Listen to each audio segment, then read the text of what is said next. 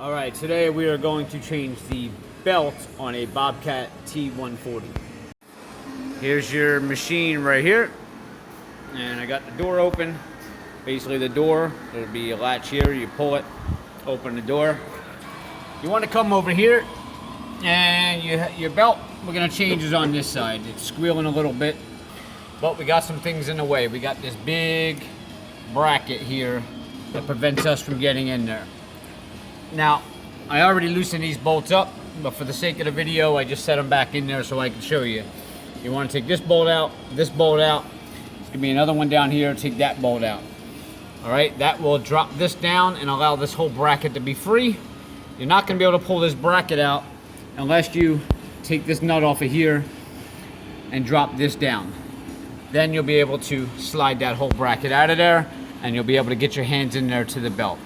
All right, so I'm going to set the camera down and just go ahead and finish taking these bolts out and pull that bracket out of there. Remember, you're going to have to take this off, this nut here, so that you can slide this bar over this this bar here. All right, be right back. Now you can see this is able to drop down. Drop my light here. All right, and we got that bracket out of the way.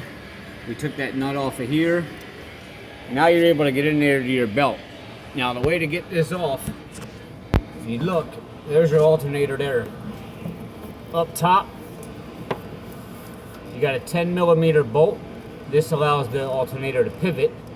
You have to loosen up that 10mm. You won't be able to pivot it until you come down at the bottom of the alternator. Right there, you got a 9/16.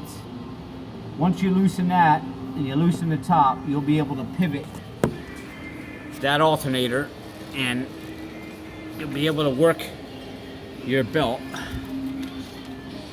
Let's see, right there, and voila, the belt's out. And that's it. Put it back in, just play the video in reverse. Pretty simple job, not too hard.